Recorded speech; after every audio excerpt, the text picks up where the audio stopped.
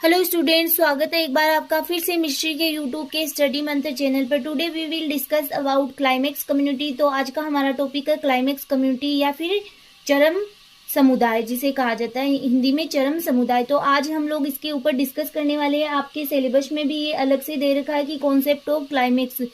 तो सबसे पहले हम लोग देखते हैं इसकी definition. The terminal stabilization system और community is known as climax. Climax community. A climax community is defined as the final stage of ecological succession. एक क्लाइमेक्स कम्युनिटी है, उसे किस प्रकार से डिफाइन किया जा सकता है कि एक प्रकार से फाइनल स्टेज होती है इकोलॉजिकल सक्सेशन की, which remains stable as long as the environment remain unchanged.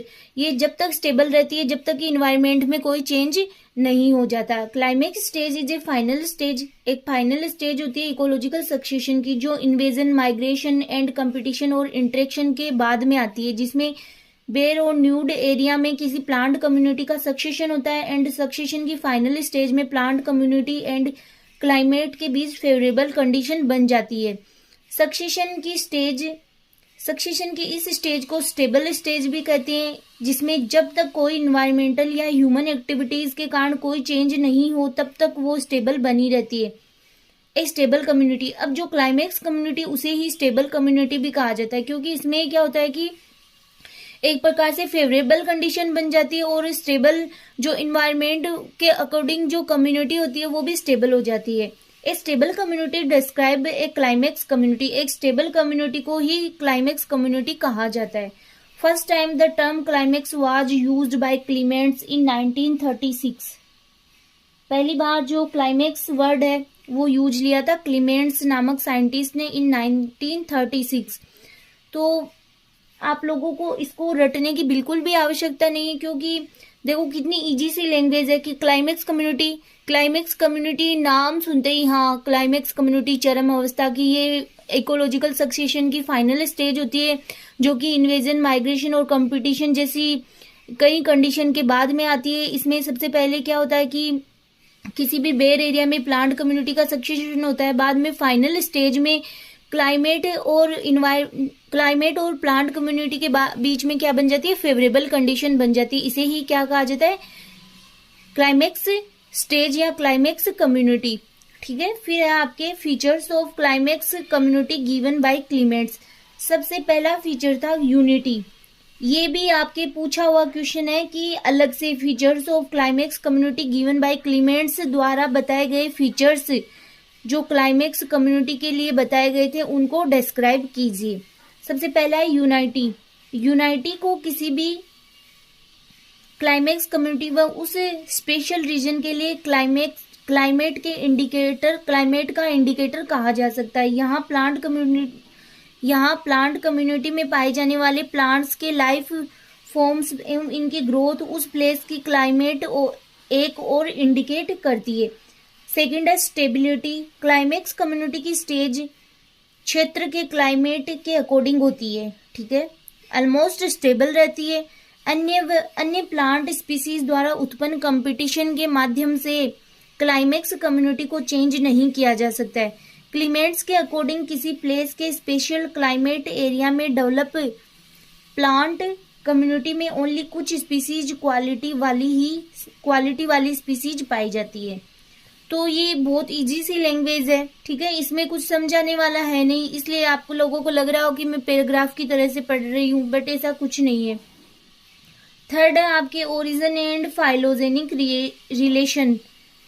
Climax community की तुलना एक प्लांट और एनिमल के रूप में की जा सकती है। अब ये बात यहाँ पे इम्पोर्टेंट हो जाती है। क्यों कि क्लाइमेक्स कम्युनिटी की तुलना एक प्लांट और एनिमल से क्यों की जा सकती है, क्योंकि जिस प्रकार से कोई प्लांट है वो सबसे पहले किस प्रकार से ग्रो करता है, एक सीड है, उससे एक नवोद्भिद ग्रो होता है, तो वो धीरे धीरे बड़ा होता है और एक फाइनल स्टेज एक ऐसी आती है जिसमें वो अपनी हाईएस्ट ग्रोथ कर लेता है। उसे कहा जाता है कि वो स्टेबल हो गया है। ठीक है, इसी प्रकार एक ह्यूमन की अगर बात करें तो सबसे पहले छोटा बच्चा, फिर बड़ा होता है, फिर इस प्रकार से एक स्टेबल अवस्था आती है जिसमें कि वो स्टेबल अपनी जो स्टेबिलिटी होती है उसको प्राप्त कर लेता है। तो इसी प्रकार हम लोग अगर बात करें प्लांट और एनिमल से किसी भी क्लाइमेक्स कम्युनिटी की तुलना कर सकते हैं। जिस प्रकार एक लिविंग प्लांट ग्रो करता हुआ मेच्योर प्लांट में डेवलप होता है, उसी टाइप से क्लाइमेक्स कम्युनिटी का भी फॉर्मेशन होता है। क्लाइमेक्स कम्युनिटी के कॉन्सेप्ट को ध्यान में रखते हुए क्लीमेंट्स ने उसे सुपर ऑर्गेनिज्म बताया है। क्लाइमेक्स कम्युनिटी के डेवलपमेंट की डिफरेंट स्टेजेस में स्पेशल टिपिकल करेक्टर्स पाए जाते हैं। इस तथ्य को ध्यान में रखते हुए वर्ल्ड के डिफरेंट क्लाइमेक्स प्लांट कम्युनिटी के बीच फाइलोजेनिक रिलेशन स्थापित किया जा सकता है। नेक्स्ट आपके थ्योरीज ऑफ क्लाइमेक्स कम्युनिटी। ठीक है, थ्योरीज में सबसे पहली है मोनो क्लाइमेक्स थ्योरी। मोनो में सिंगल। ठीक है, अब सिंगल तो इसमें क्या हो रहा है कि जो इस थ्योरी के अकॉर्डिंग क्या होता है कि कोई भी जियोग्राफिकल एरिया है उसमें कोई भी क्लाइमेक्स कम्युनिटी डेवलप होती है तो उसमें ओनली सिंगल क्लाइमेक्स ही देखा जा सकता है। This theory is given by Frederick Clements. This theory recognize only one climax. इस थ्योरी के अकॉर्डिंग किसी भी जियोग्राफिकल एरिया में ओनली वन क्लाइमेक्स कम्युनिटी ही डेवलप होती है। सेकंड है polyclimax theory. Polyclimax theory was given by Tansley 1935, Nicholas 1939, Bor 1948 and Whittaker 1953। इन सब ने मिलकर पॉलीक्लाइमेक्स थ्योरी दी। According to this theory a number of different climax community are present in geographical region. अब यहाँ पे पॉलीक्लाइमेक्स है मतलब कि बहुत सारी प्लांट कम्युनिटीज मिलकर के इस क्लाइमेक्स कम्युनिटी का फॉर्मेशन कर रही है। Present in geographical region. Climax community के डिटर्मिनेशन में क्लाइमेट के अतिरिक्त अदर फैक्टर्स का भी इम्पोर्टेंट रोल होता है। क्लीमेंट्स ने सब ऑर्डिनेट कम्युनिटी के विचार को रिप्रेजेंट किया। These are following. तो इसके अंतर्गत सब ऑर्डिनेट कम्युनिटी के आधार पर देखो कौन कौन से क्लाइमेक्स के बारे में क्लीमेंट्स ने बताया है। सबसे पहले है सब क्लाइमेक्स और प्री क्लाइमेक्स।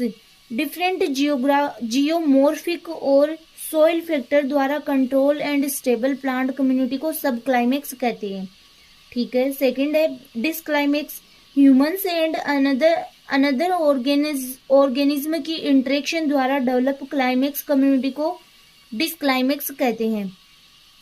इसमें डिफरेंस क्या है कि इसमें तो सोइल फैक्टर्स द्वारा जो कंट्रोल कम्युनिटी है उसे सब क्लाइमेक्स कहा जाता है और ह्यूमन और अनदर ऑर्गेनिज्म की इंटरेक्शन द्वारा जो कम्युनिटी डेवलप हो रही है उसे कहा जाता है डिसक्लाइमेक्स।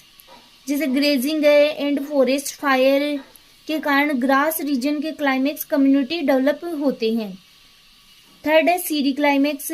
ऐसी प्लांट कम्युनिटी जो कि सक्सेशन की किसी भी स्टेज में किसी भी एक या डिफरेंट फैक्टर्स लाइक क्लाइमेट है, सोइल है और फायर ईटीसी की वजह से स्टेबिलिटी ग्रहण कर लेते हैं, उनको सीरी क्लाइमेक्स कहते हैं। नेक्स्ट है प्लेजियो क्लाइमेक्स। स्पेशल एंडेमिक कंडीशन में कई बार नॉर्मल क्लाइमेक्स कम्युनिटी डेवलप नहीं होकर कुछ अलग टाइप की कम्युनिटी डेवलप हो जाती है जिसे कहा जाता है प्लेजियो क्लाइमेक्स। टेंसले के अनुसार प्लांट सक्सेशन की प्रोसेस इन्वायरमेंट के किसी भी फैक्टर द्वारा इफेक्ट हो सकती है तथा वह फैक्टर भी ही क्लाइमेक्स कम्युनिटी का डिटर्मिनेशन कर सकता है। लाइक सबसे पहले है edaphic climax an ecological climax resulting from soil factors. कि ऐसा क्लाइमेक्स जो कि किसी सोइल फैक्टर द्वारा इफेक्ट हो रहा है। यहाँ पे क्या लिखा हुआ है कि जो प्लांट सक्सेशन की प्रोसेस है वो इन्वायरमेंट के किसी भी फैक्टर द्वारा प्रभावित हो सकती है। ठीक है, अब वो फैक्टर जैसे सोइल भी हो सकते हैं या फिर कोई भी प्लांट्स भी हो सकते हैं, एनिमल्स भी हो सकते हैं या फिर कोई अदर कंडीशन भी हो सकती है, कोई भी जियोग्राफिकल कंडीशन भी हो सकती है, फायर कंडीशन भी हो सकती है। तो ये सारी कंडीशन ही इसके अंतर्गत आ जाती है। तो सबसे पहला आपकी था इडेपिक क्लाइमेक्स। इसके अंतर्गत जो क्लाइमेक्स है उसको क्लाइमेक्स किसके द्वारा हो रहा है, किसी सोइल फैक्टर के द्वारा। बायोटिक क्लाइमेक्स, इसके अंतर्गत कोई बायोलॉजिकल या तो प्लांट्स है या एनिमल्स है उनके कारण क्लाइमेक्स कम्युनिटी का फॉर्मेशन हो रहा है। An ecological climax where plant and animals form climax community. Topographic climax, इसके अंतर्गत कोई जियोग्राफिकल कंडीशन के कारण अगर क्लाइमेक्स कम्युनिटी का फॉर्मेशन हो रहा है। An ecological climax affect by geographical condition form climax community. Fire climax, a climax community for which fire is the dominating control factor, कि फायर के कारण किसी क्लाइमेक्स कम्युनिटी का फॉर्मेशन हो रहा है तो वो इसके अंतर्गत आ जाते हैं। थर्ड थ्योरी है आपके climax pattern hypothesis. This theory given bye Whittaker 1963। इस थ्योरी के अकॉर्डिंग सक्सेशन में क्लाइमेक्स कम्युनिटी का कंपोजिशन एवं अदर करेक्टर्स का डिटर्मिनेशन किसी एक फैक्टर द्वारा कंट्रोल न होकर वहां के ऑल इन्वायरमेंटल फैक्टर द्वारा अफेक्ट होता है। किसी स्पेशल रीजन के क्लाइमेक्स प्लांट कम्युनिटी को स्मॉल यूनिट्स में नहीं डिवाइड किया जा सकता, बिकॉज जैसे जैसे इन्वायरमेंट में चेंज होता है तो उसी के अनुरूप क्लाइमेक्स कम्युनिटी की प्लांट स्पीसीज में भी चेंज आते रहते हैं। ये तो हमने पहले भी पढ़ा है कि किसी भी एरिया की कोई भी प्लांट होते हैं तो उनमें सब में क्या होते हैं, वो एक दूसरे से डिफरेंट होते हैं। जैसे कि टेरेस्ट्रियल और एक्वेटिक प्लांट है, वो भी एक दूसरे से डिफरेंट होते हैं। क्यों? क्योंकि वो उस इन्वायरमेंट के अकॉर्डिंग होते हैं, वहां के इन्वायरमेंट के अकॉर्डिंग उनकी क्लाइमेक्स कम्युनिटी होती है। फिर फोर्थ है आपके information theory. This theory given by Leith, Odum and Golley 1968 and 1969। इस थ्योरी के अकॉर्डिंग कोई भी प्लांट कम्युनिटी एक एक्टिव थर्मोडायनेमिक यूनिट के रूप में परिलक्षित होती है, जो सनलाइट से एनर्जी प्राप्त करके उसे केमिकल एनर्जी में चेंज कर देती है। ये बात कर रहा है ओनली फॉर प्लांट कम्युनिटी पर, ठीक है, क्योंकि जो प्लांट कम्युनिटी है वो क्या करती है, सनलाइट से एनर्जी प्राप्त करती है और उसको केमिकल एनर्जी में चेंज कर देती है। जो सनलाइट से एनर्जी प्राप्त करके उसे केमिकल एनर्जी में चेंज कर देती है, प्लांट कम्युनिटी इस केमिकल एनर्जी का यूज अपनी डिफरेंट मेटाबॉलिक व बायोलॉजिकल प्रोसेस के लिए करके इसे कर्मिक अवस्थाओं में हीट के रूप में विसरित करता है। इस प्रकार की सक्सेशन प्रोसेस की क्लाइमेक्स स्टेज से एक सुनिश्चित इकोसिस्टम का डेवलपमेंट होता है। तो ये थी आपके कुछ थ्योरी, मोनोक्लाइमेक्स है, पॉलीक्लाइमेक्स है, फिर थर्ड आपके क्लाइमेक्स पैटर्न हाइपोथेसिस है, इंफॉर्मेशन थ्योरी है। तो जब आप इनको स्टडी करोगे, एक दो बार इनको रिवाइज करोगे, तब आपको इजीली समझ में भी आ जाएगा कि इसके अंतर्गत क्या लिखा हुआ है, ठीक है। रट्टा मारने की बिल्कुल भी जरूरत नहीं है, क्योंकि रट्टा मारोगे तब एग्जाम में सिर्फ भूलोगे ही। और ये ऐसे सब्जेक्ट है जिनको आप बार बार रिवाइज करोगे। जैसे प्लांट इकोलॉजी की बात करते हैं हम लोग, ठीक है। तो प्लांट इकोलॉजी में क्या होता है कि जैसे स्पेशली क्या होता है, थ्योरीज का ही पार्ट है कि थ्योरीज ही आ रही है, तो उनको क्या करो, बार बार पढ़ो, रिवाइज करो। जैसे एक बार पढ़ लिया, फिर थोड़े दिनों बाद में वापस से उसको रिवाइज किया और एग्जाम टाइम पे वापस से रिवाइज किया, तो आपको इजीली लर्न हो जाएगी। सबसे ज्यादा आपको डिफिकल्टी है बायोटेक्नोलॉजी सब्जेक्ट में, क्योंकि बायोटेक्नोलॉजी सब्जेक्ट को क्या करना पड़ता है, उसको समझना पड़ता है, ठीक है। प्रैक्टिकली उसको एक बार समझना पड़ता है, तभी वो आपको पता चलेगी कि इसमें क्या हो रहा है। क्योंकि थ्योरी का पार्ट तो आपके जो इससे पहले वाली बुक थी वो भी अधिकतर थ्योरी थी, कुछ टॉपिक्स थे जो उसको मतलब समझने वाले थे, बट रट्टा किसी में ही नहीं मारना है। रटना किसी भी चीज को नहीं है, ओनली फॉर समझ के। अगर आप किसी चीज को पढ़ते भी हो, ऐसे जैसे हम पढ़ भी रहे, तो आपको पता होना चाहिए कि आप क्या पढ़ रहे हो। रीडिंग भी अगर लगा रहे हो ना, तो आपको पता होना चाहिए हम हाँ क्या रीडिंग लगा रहे हैं। आपका माइंड है वो एकदम स्टेबल होना चाहिए पढ़ते टाइम, तभी आपको लर्न हो पाएगा कि जो पढ़ा है हाँ ये चीज पढ़ी है, ये चीज आ रही है। ऐसे नहीं कि पढ़ तो रहे हैं बट ध्यान किधर ही है, तो वो आपको नहीं पता चलेगा कि आपने क्या पढ़ा है। तो ये आपके टॉपिक यहाँ से था, changes in ecosystem properties during succession concept of climax. तो आप देखो यहाँ से, जैसे आपकी ये वाली यूनिट है सेकंड, उसका लगभग ये सारे टॉपिक कंप्लीट कर लिए हमने 2 दिन में, ठीक है। अभी साइक्लिक है, नॉन साइक्लिक है, ये 1-2 टॉपिक रह गए जो नेक्स्ट लेक्चर में हम कंप्लीट करेंगे।